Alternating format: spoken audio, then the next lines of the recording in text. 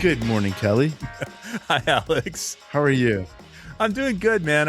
I'm kind of not firing on all cylinders on my podcast voice, but I'm going to do my best.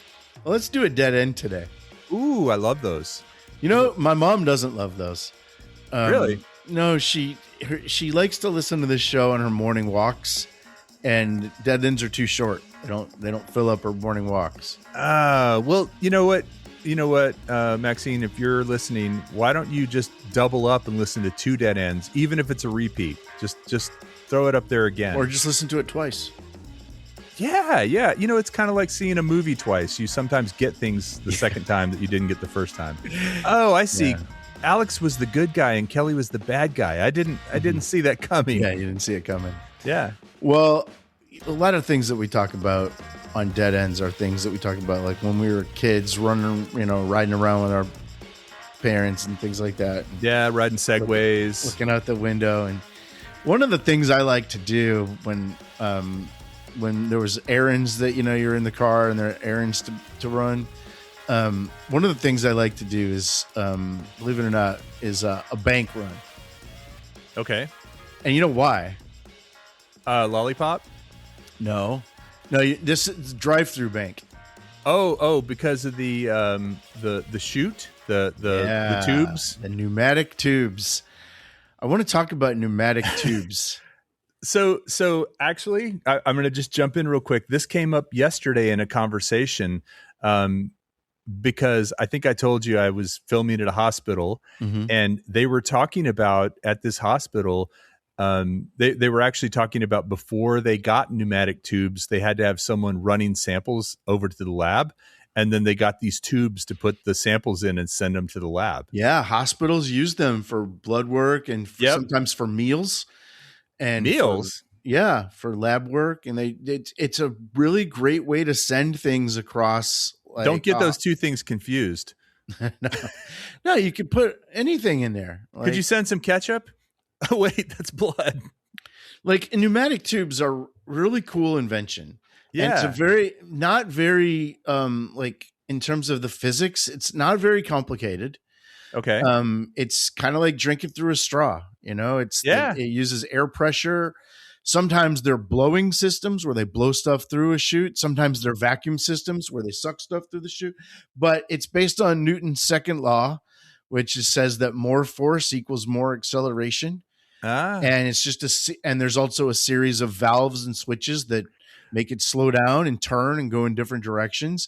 And pneumatic tubes used to be a really big thing. They used to be a lot of places, and it didn't stop because they didn't work or because the technology got any better. It stopped because we don't need physical stuff anymore. Yeah. You don't need a bank receipt, physical bank receipt, or even physical money. So they did, you mentioned why you like to do bank runs, and I said lollipops. They did sometimes put a lollipop in the pneumatic tube and send it back if there were kids. They would sometimes put a dog treat in it and send that back if you had a dog in the car. Sure. This is like that is some really personal banking. I like that. Oh yeah. Now, it might surprise you to learn that in the 1800s, Paris, the city of Paris, had a full pneumatic mail network going on throughout the city. Wait, not female? Oh my gosh. Really? Listen to what I'm saying, man. The mail, like the post. Oh, okay. You could send a message anywhere in Paris to another place in under an hour. Wait. They had it like not just in one building, but the whole city was a network of pneumatic tubes in Paris.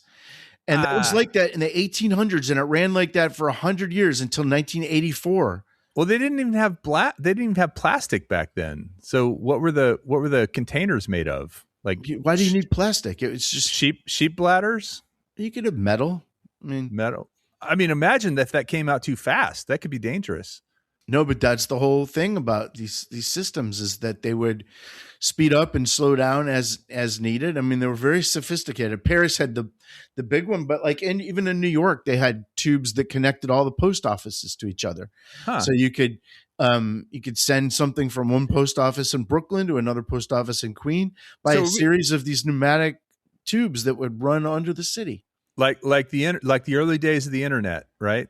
A series of tubes. Right. Yeah, tubes. Right. Who was it that said that? Was it Al Gore? Yeah, I think it was Al Gore. So he was the one that invented the internet. Oh yeah, it was Somebody else a politician. said it was a series of tubes. So I've got to ask, when you say from post office to post office or throughout the city of Paris, are we talking like meters / yards, or are we talking miles / kilometers? Miles. So you could send these things miles away in a pneumatic tube. Yeah, they would probably go from one place, and then somebody would repack it and put it to another place. So it might be that you're sending it a quarter mile. Like a tube operator. 50 times. Yeah, if it had to go 25 miles or so. Maybe you're sending it and it keeps getting relayed. I'm not sure there was ever like 100 miles. So I wonder if that was a job, like somebody who, a tube relayer. Yeah, that wouldn't be a bad job. Like catch it. Take one out and put it into the other one. Where's it going? Fun. Oh, yeah, I see. Okay. All right. Yeah. Department stores used to send cash from the cash registers. They'd put it in a pneumatic tube and send it like to a central office, like in New York. Yeah, yeah. Probably casinos might have done that. Sure.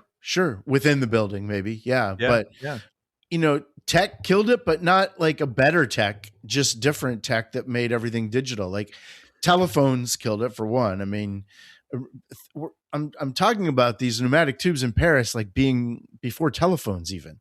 If you want to send a message to somebody, you just drop it in a pneumatic tube and send it. That's before the phone. And now I can pick up the phone and talk to you. I don't really need to send a note to you. But that's we've gone back to notes with text. Kind of seems futuristic. Yeah, I know. But email, obviously, and the maintenance, quite frankly, killed it. I mean, if you get a stuck tube, you got to have somebody go down in the tunnels and a tube jockey. It's kind of like or one of those pin boys from the bowling alley had to climb in there, or like a rotor-rooter, or they probably had those like snakes like they use for pipes, like plumbing snakes, because obviously if something's stuck, well, the air's not going to flow. You're not going to send a person down there, right? Right. But like you said, hospitals still use them, and some banks I think still have them, although you don't see them. If you look for them, you're not going to see a lot of them. Yeah.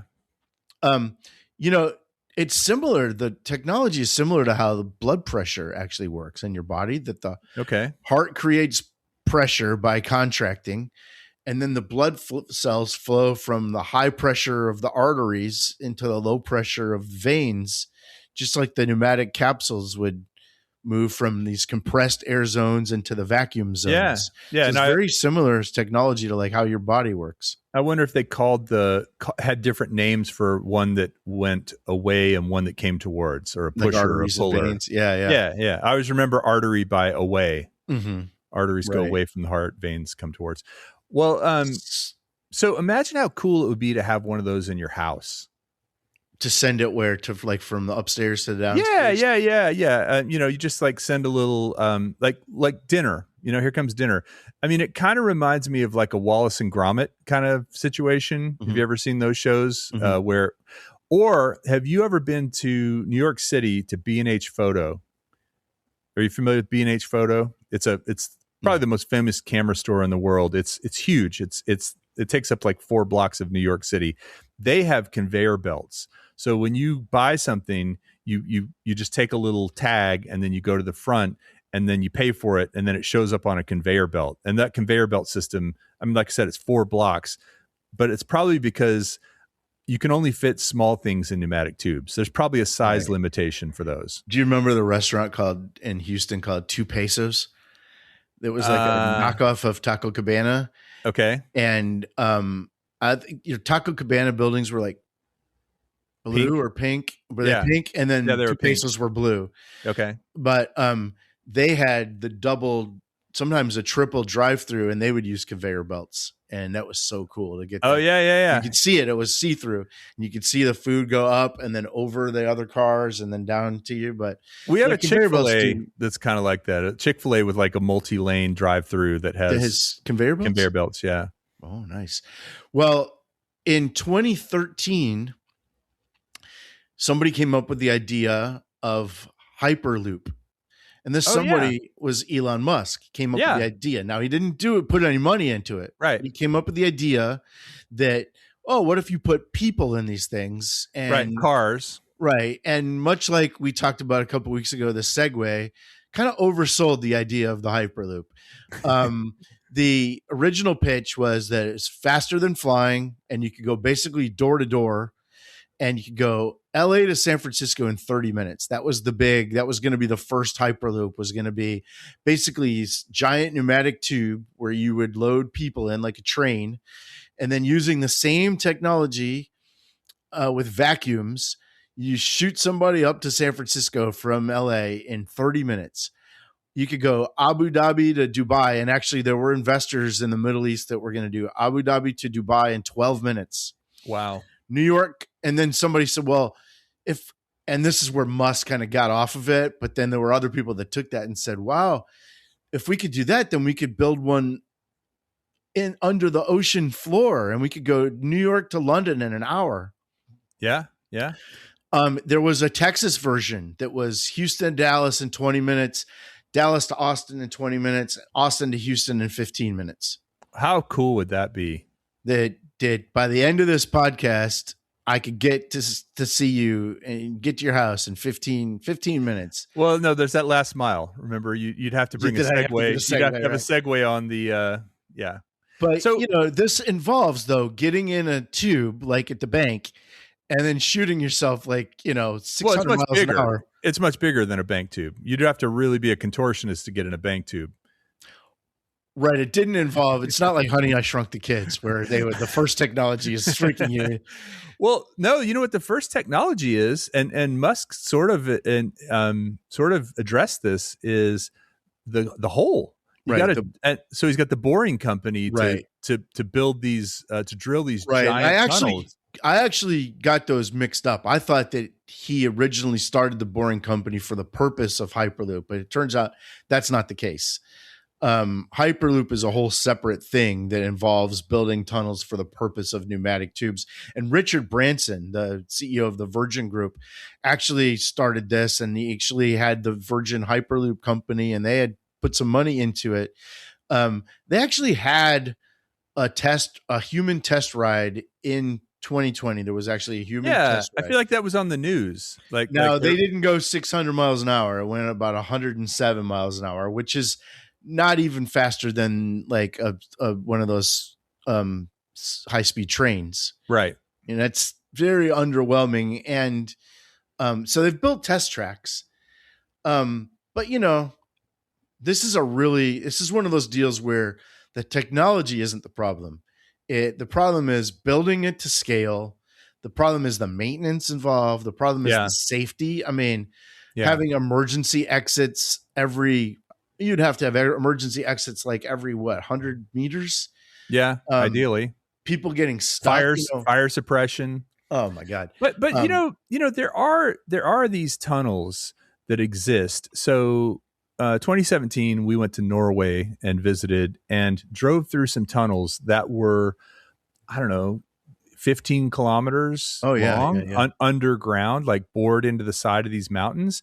And so I wonder if you could retrofit those tunnels, which already have a lot of that infrastructure, with some sort of pneumatic, with some sort of system that pushes vehicles. Although, if you have a thing like that for roads, if there's a leakage or something, they just shut it down the road and then fix it. Yeah. If you've got people trapped in a tube, that's a leaking is a whole different animal, right? Yeah, it's a bigger deal. Yeah. So, and they're hard to slow down too. It's hard you have to have a lot of technology to slow down a tube that's going 600 miles an hour. It involves a lot of suction, a lot of those, the blowing and the sucking. It requires a lot of resources there. They have to be perfectly sealed. Yeah. And then not to mention, you were talking about mountains, but things like earthquakes and thermal expansion. Yeah. When you're going 600 miles an hour, that stuff is there's no room for error. No room for error. And what would happen, right? Yeah. Especially if you're talking about digging a tunnel across the Atlantic Ocean. I mean, just digging a tunnel like where you drive in the Detroit River, like when you go to Detroit to Windsor, it's probably a half a mile, and that's a big deal. I can't imagine digging something across, or the channel, right? The train that goes from New York to London to Paris. I mean, I can't imagine. That took over a decade to build, I think, and that's just across the English Channel. So really, it's not the technology that's the problem. It's just the maintenance and the building it to scale and how much the massiveness of it. And by the time instead of focusing on that, we're probably better off just focusing on like high speed rail.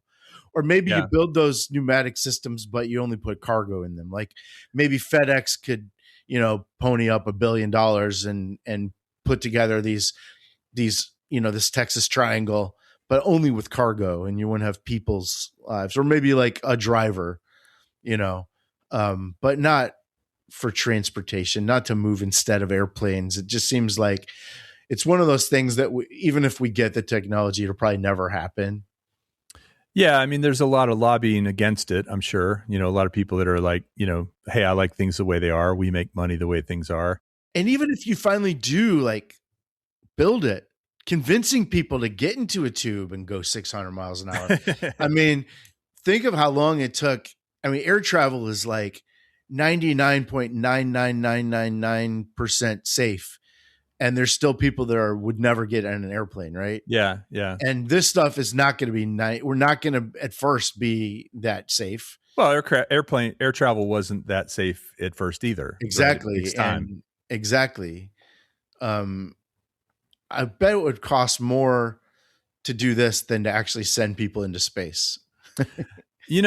I was thinking about this a moment ago as you were talking about these tunnels. One of the things that they've talked about with the Artemis missions is on the moon, having these bases be in existing tunnels that are under the moon's surface to help protect from radiation and protect from like micro and larger impacts that happen with, space junk and meteors and stuff. So there's already tunnels. Yeah, there are tunnels under that have happened naturally. I think that's just part of the rock formation. But then you get this as a way to move around the moon. Mm-hmm. You've got lower gravity. You've got a need for it. You've already got tunnels that exist, and you can build the cement or whatever you use to make the frame out of the. They're talking about being able to use the moon's moon dust and the moon rocks and stuff like that to be able to make oxygen. You did it, man. You cracked the code. Call NASA. Well, there's a problem. What pushes the pneumatic part of it? It's air. There's no air. There's no gas to push. You know what I mean? It's a vacuum. So it is a vacuum tube, not a pneumatic tube. So you got the vacuum part sealed. So I guess maybe if you put air in one side, it would get sucked through it. Maybe you just need a burst, like a small burst would be more powerful. I don't know. I'm going to call NASA. I'm going to get right after this call. Call their customer service line. I'm sure there's a place for quacks like you. Well, you live close to NASA. Why don't you go down and talk to them in person for me? Yeah, take somebody to lunch. I just knew the right person to talk to. I could take somebody to lunch. So, like I said, these tracks have been built. Hyperloop One was the big company that that had all this stuff going. That built the test tracks. That did the test ride. They shut down in 2023. So currently nobody's working on this. Man. It's a great place to rebrand this as the Dirt Nap City Hyperloop. And if somehow we could get segways in these tunnels, in the existing tunnels, right? Maybe you get pushed along on a Segway, and then that way you can just pop right out. There's like little ramps that you pop out at different places. That plays our podcast in the speakers. Right.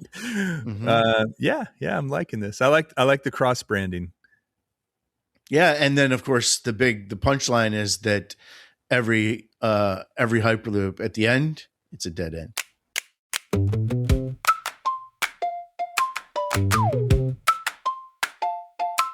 There's a tube in the wall for a check and a grin. A little paper rocket spinning fast within. You drop it in a sleeve and it disappears. Then whoa, there it goes through the hidden gears. Whirring in the walls, swishing down the line. Tiny little miracle working all the time. Whirring, whirring, whirring, swishing through the town. Two pop, send it up, send it down. Simple and slick, and somehow it flies. Whirring, swishing, right before your eyes. In a hospital hall where the day runs thin, a sample, a chart, get it moving again. From desk to desk with a soft little swoop, a blood test, a note in a zooming loop. Whirring in the wall, swishing fast and light, saving all those minutes when the minutes bite. Whirring, whirring, whirring, swishing through the town. Two pop, send it up, send it down. Simple and slick, and somehow it flies. Whirring, swishing, right before your eyes. Now here comes the wild part, stretching out ahead. A silver shot idea for the roads we dread. Cross a whole damn country in a flash and a hum. A tube with a plan and a future to come. Whirring, whirring, whirring, swishing through the town. Two pop, send it up, send it down. Simple and slick, and somehow it flies. Whirring, swishing, right before your eyes. Whirring, swishing, two popping in the dark.